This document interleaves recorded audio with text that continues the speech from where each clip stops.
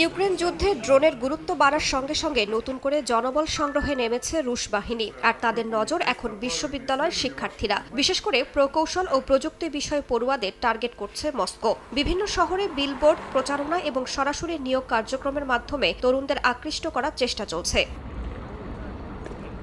আর্থিক প্রণোদনাই এই উদ্যোগের বড় অস্ত্র।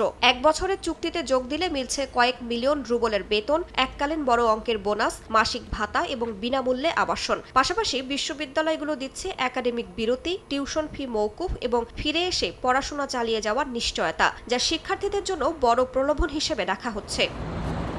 এই নিয়োগ কার্যক্রমের পেছনে রয়েছে যুদ্ধক্ষেত্রে ড্রোন ইউনিটের বাড়তি গুরুত্ব। তাই দক্ষ প্রযুক্তিগত জনবল গড়ে তোলাকে অগ্রাধিকার দিচ্ছে মস্কো।